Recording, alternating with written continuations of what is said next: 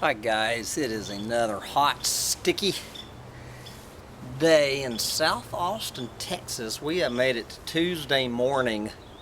I believe it's May 21st, 2013 here on the planet, and while all eyes are turned towards the carnage in Oklahoma City, I guess they should have listened to Dutch Sense, who I think showed his little harp rings about 36 hours before that tornado hit.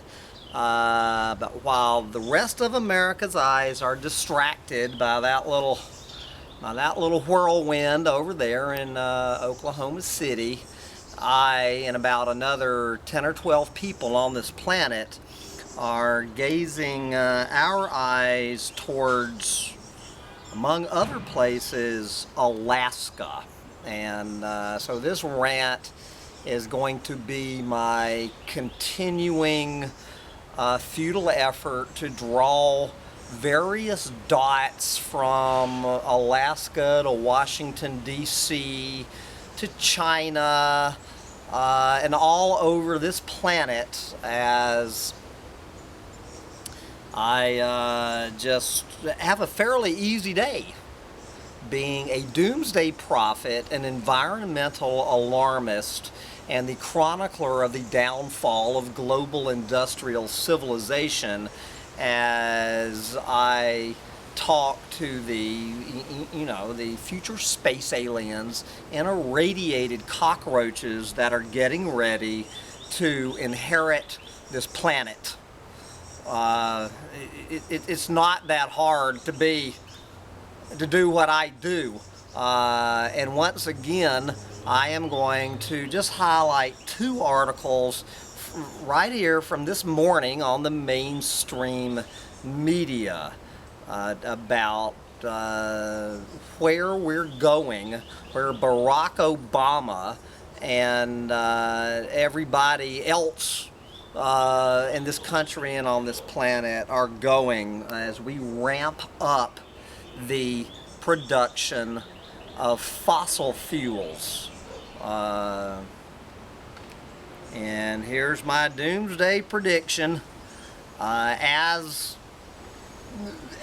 the Arctic melts due to the burning of fossil fuels, you are going to see all of these greedy bastard big oil, gas, and mineral companies pouring in there to rape and pillage all over the Arctic to get more and more of this shit out of there that is being uncovered by the melting ice in the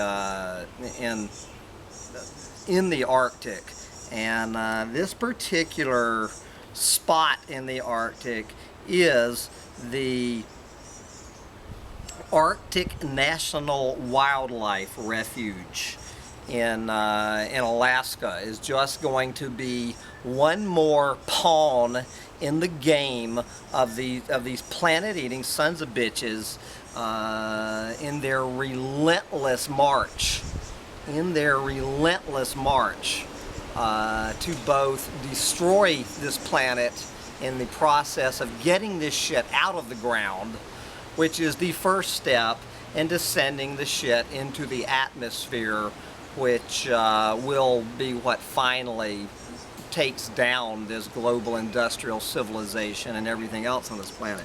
So anyway, right here, let's just get to these two stories. I was going to put these two stories into tomorrow's climate change meltdown roundup, but I thought that they stood enough on their own to warrant their own separate rant. Okay, Associated Press.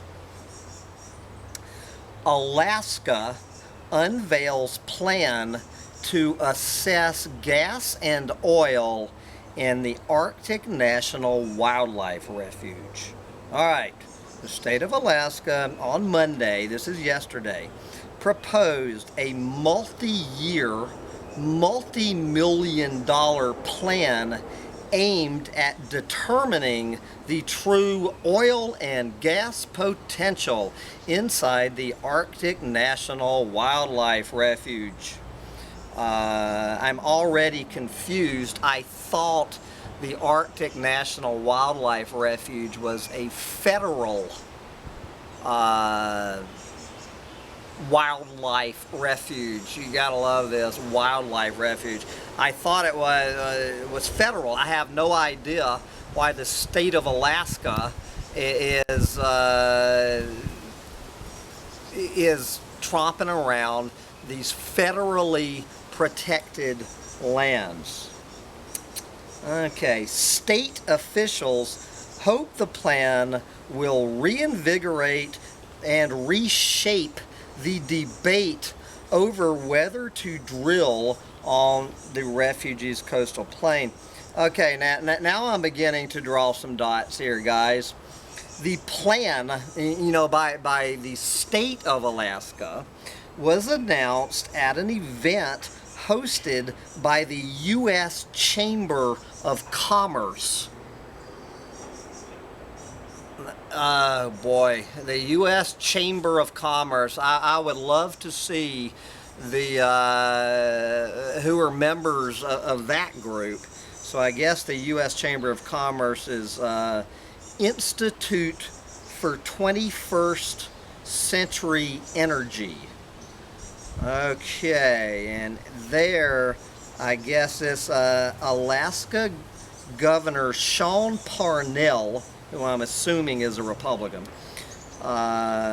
in a letter to Interior Secretary Sally Jewell said he is prepared to ask the state legislature for $50 million towards funding the seismic program if the federal government throws in as a partner.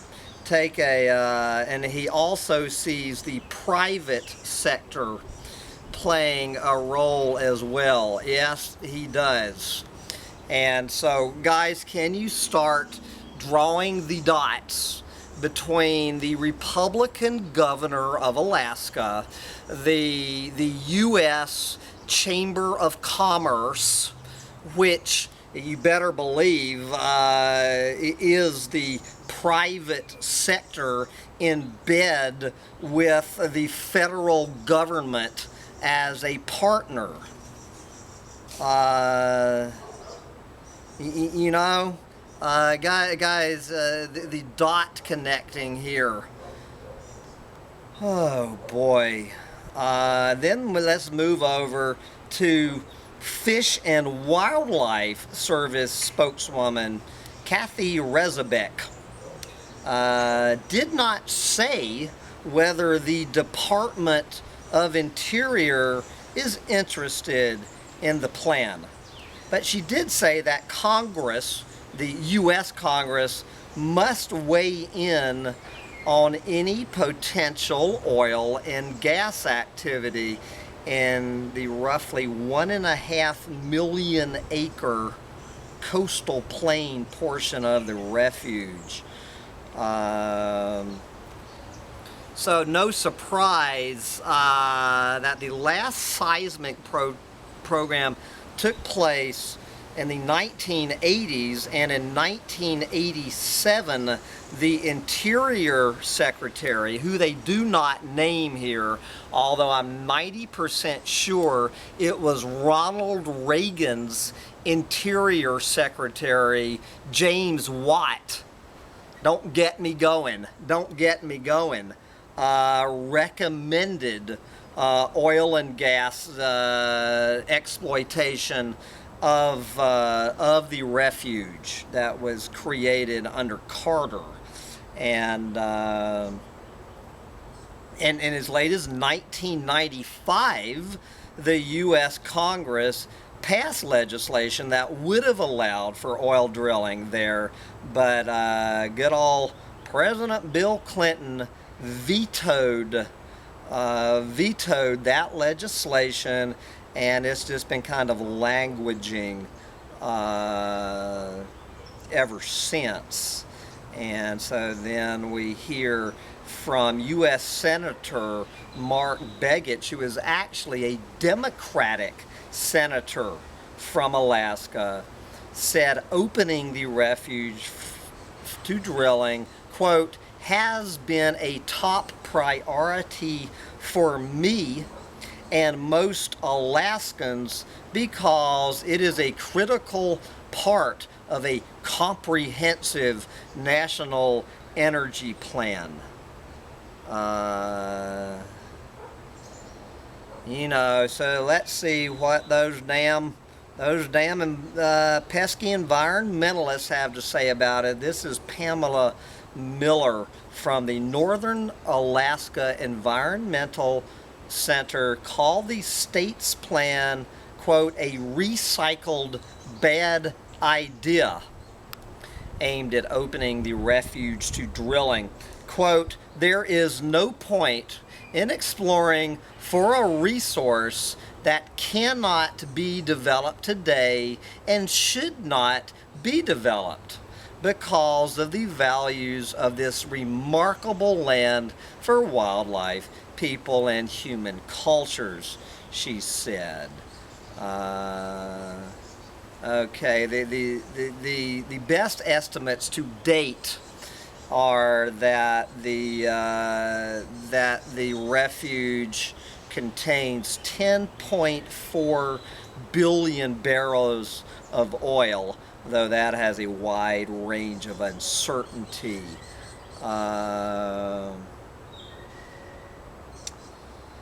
Let's see, jumping down to the bottom of this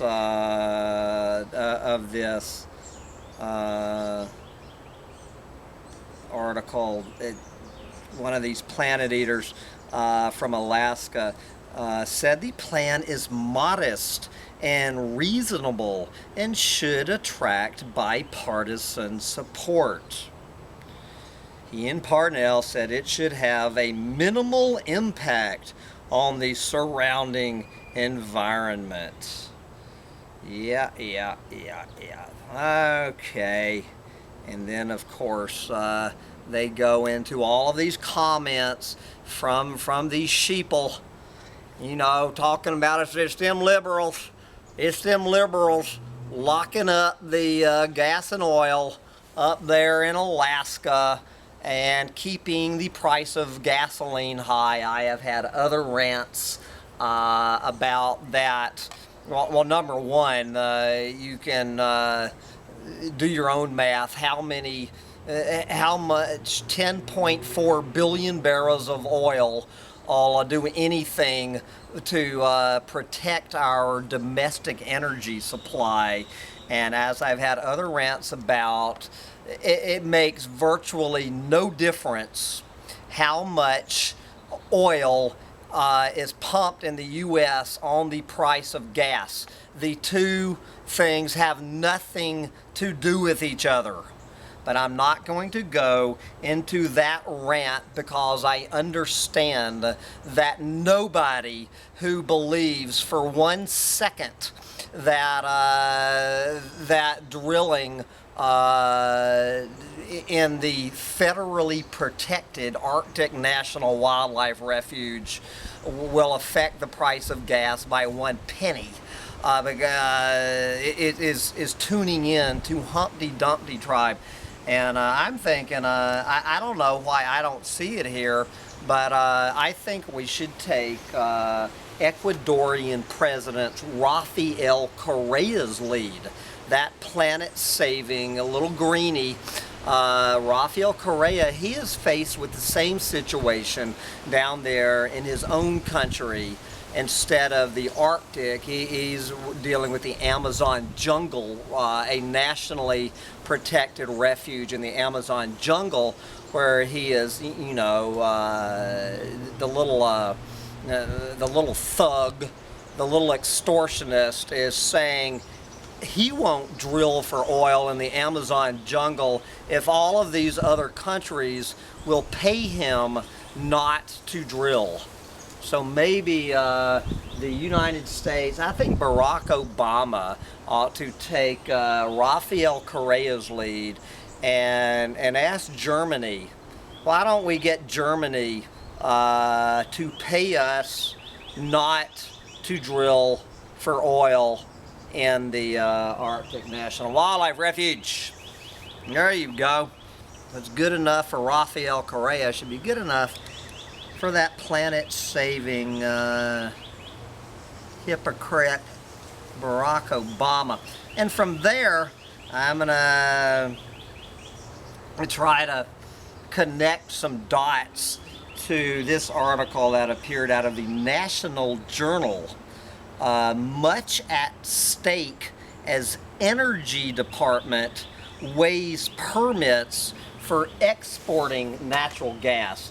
And before I even get into this story, guys, the dot here, just in case I need to spell it out to you. Well, there's probably at least 100 dots, but the main dot between the story I just read and the one I'm getting ready to read to you is my broken record dot connecting rant that the Barack Obama energy policy is unadulterated horse shit.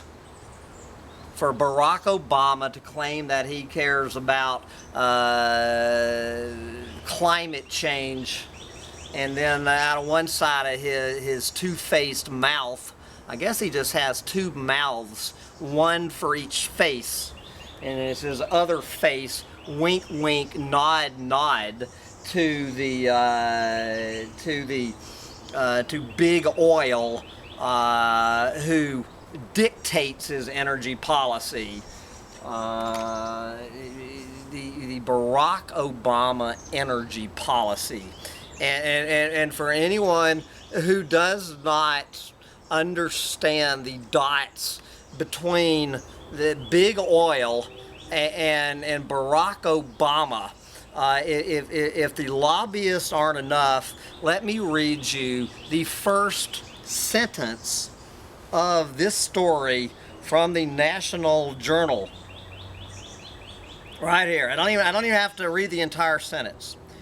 Christopher Smith, the Energy Department official in charge of shaping the Obama administration's policy on exporting natural gas, recalls working for Chevron on an import facility during the first part of the last decade. At that time, U.S. Gas reserves were thought to be scarce and fuel prices were accordingly high.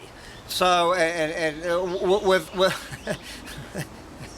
without even getting into my rant about exporting U.S. natural gas, guys, anyone failing to grasp, and I'm trusting that none of the 20 or 30 people on this planet of 7 billion tuning into this rant on Humpty Dumpty Tribe are fooling themselves on any level that Barack Obama is not directly in the pockets of Chevron oil.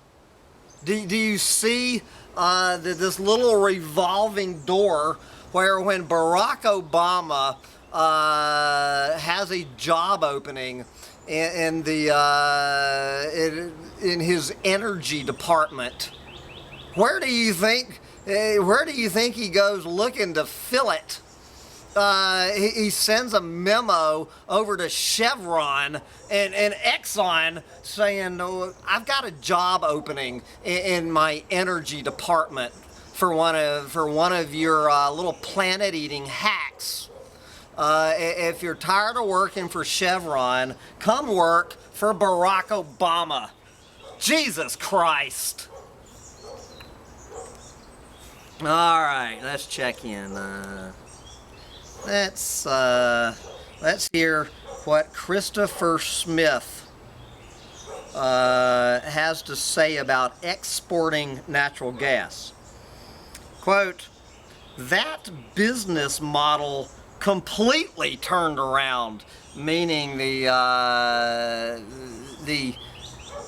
pre-fracking business model where the United States a few years ago was actually looking at ways to import natural gas, while James Howard Kunstler in the long emergency was sitting there claiming that we were going to be in peak gas this year, and civilization in this country was going to be going to hell in a handbasket. That business model has completely turned around. Smith said, "It has given me an understanding of how quickly markets, meaning energy markets, can evolve."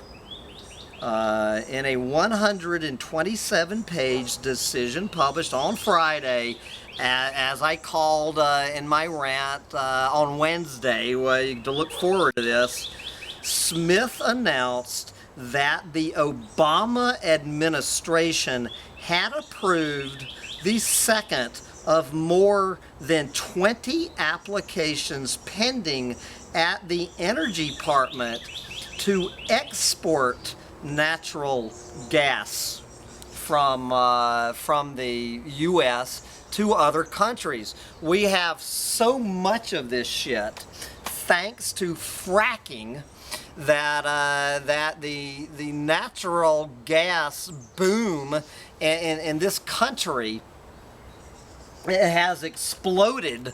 I mean, the pipelines are just backed up with this stuff. There is so much of this shit that we have a glut of it. And so what has happened is that the price of natural gas has plummeted so low in this country that this country has become so, at least, natural gas independent of the rest of the planet, that there's no more money in it for these planet-eating frackers. And so you're actually seeing a leveling off of fracking, which is extremely temporary, guys. Make no mistake about this, that there's actually a leveling off of natural gas production over the last few months, simply because there's no money in it for these planet eaters. And so what you have now is these planet eaters inside and outside of the Obama administration,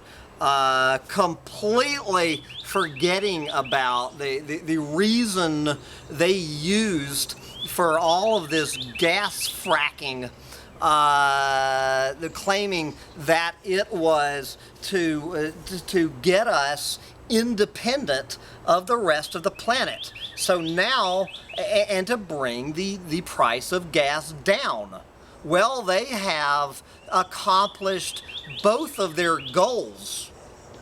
And so now what they're proposing is to start exporting the natural gas that all of this fracking revolution has has produced, to bring, so they can start charging more money for the gas. Of course, what they're saying is, well, who's going to be paying us for this gas? Or all of these other people who don't have all of this fracking going on in their countries. But cut through the horse shit, guys. You and I know goddamn well that the more of these export things that are approved, as they will be by the Energy Department under Barack Obama, number one, it is going to start bringing up the price for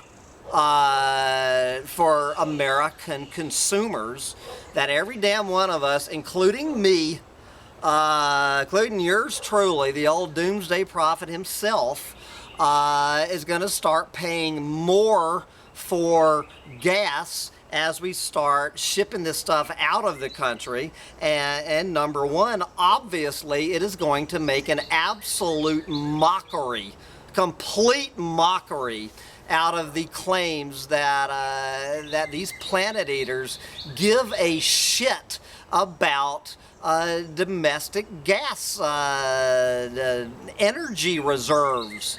They don't give a shit about it. It never had anything to do with it. It was their bullshit excuse to ramp up fracking. They got exactly what they wished for. The only reason that these guys are in business is to make money, you know? And so you can throw this whole absolute horseshit arguments about domestic gas reserve, energy independence, whatever you want to call this, throw it out the window, cut the crap, pull your head out of your ass, and understand that there is one thing that runs these guys that they lust after. It is the dollar sign. That the last sentence in Atlas Shrugged from 1957. It has always been and always will be the bottom line that every goddamn one of these planet eaters on this planet answer to. And if they try to sell you any horseshit line about energy independence or whatever, or jobs are good, they don't give a shit about any of this stuff, guys. They're greedy bastards. And these slimy little greedy cockroaches are alive and well in the in the White House as everywhere else, from Alaska to the Amazon jungle. Smith is expected to face a barrage of questioning on this decision when he testifies Tuesday, meaning today, before the Senate Energy and Natural Resources Committee, which I am quite sure is every bit as dominated by big oil and big gas as the Energy Department is. The Senate Energy and Natural Resources Committee. 9 others will testify, but he will be the star witness. This former Chevron planet eater will be the star witness as lawmakers, energy producers, manufacturers, and environmentalists scramble to find out what factors are driving administration policy and how many more of these export permits Smith might approve. Oh boy. Okay. This great dilemma facing Smith demands the attention of almost every corner of the energy sector and environmentalists too. Corporations producing natural gas like Chesapeake Energy and ExxonMobil, and those involved in building export terminals like Dominion, are urging the administration to approve more permits. And guys, I absolutely love this next dot connecting, where we find none other than Dow Chemical. Dow Chemical, one of the biggest planet-eating corporations on the planet, in bed with the environmentalist. on this one and arguing against Chevron and Exxon Mobil. The levels of absurdity. How in the hell could Dow Chemical Corporation find itself on the same side of this dilemma as the Sierra Club? Well, guys, you know, here's how. Manufacturers such as Dow Chemical, meanwhile, are benefiting from the near record low natural gas prices of the last few years, and they worry that exporting too much of it could force a spike in prices in the United States. This is exactly what it's going to. So why would Dow Chemical care about this? Well, this is one, again, so I can just to correct a huge misunderstanding about people and the peak oil and things. For instance, the Dow Chemical is one of the biggest manufacturers of this planet-eating chemical fertilizers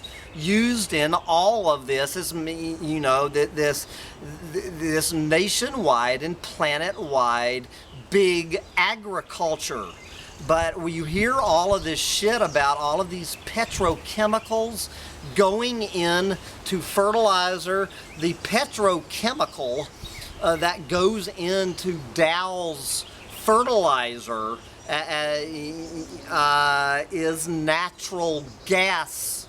It is not oil. It is natural gas.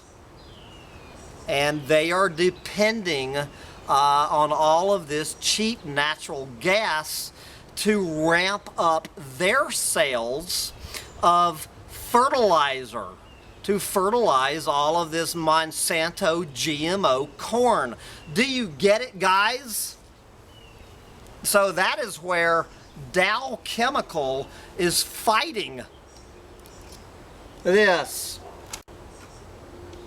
And some environmental groups led by the Sierra Club are simply opposed to all exports of the fuel because they oppose hydraulic fracturing, otherwise known as fracking, which is controversial for its environmental impact, but key to extracting the gas from shale.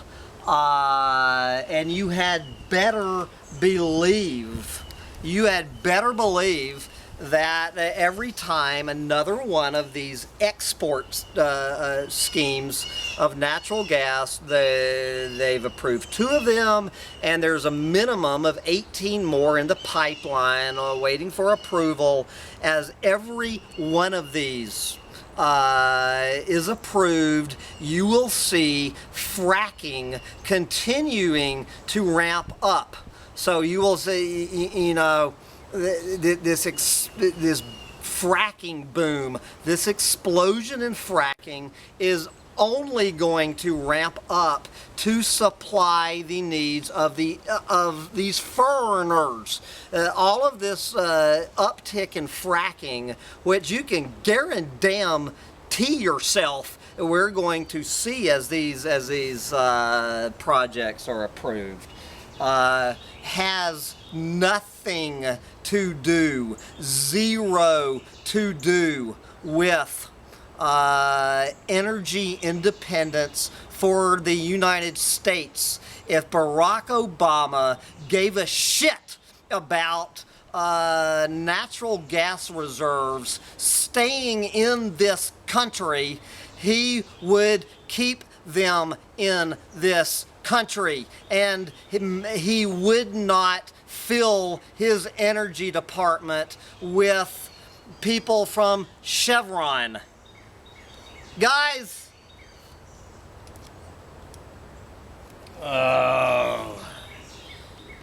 Anyway, I will put the link to the story I just did and this one. And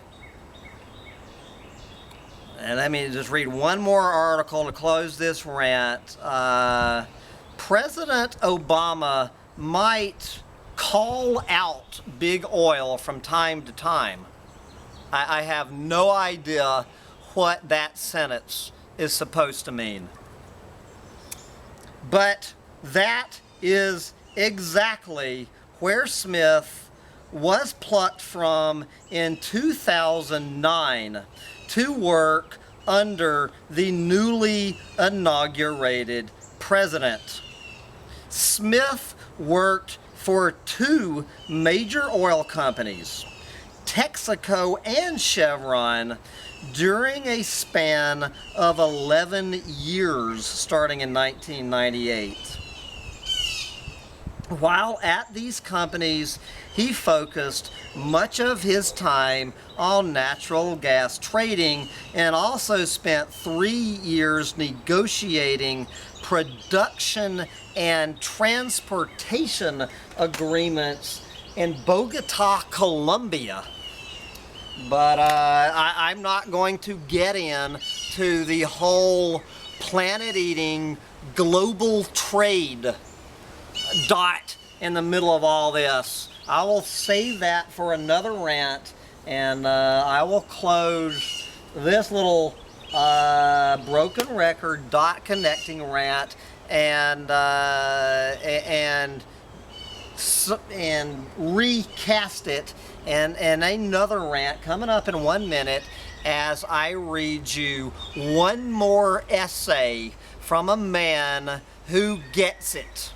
One of the great dot connectors of all times, Mr. Wendell Berry, and I will come at you for one more reading of an essay by Wendell Berry for any of you failing to understand how all of these dots are connecting and conspiring to destroy this planet.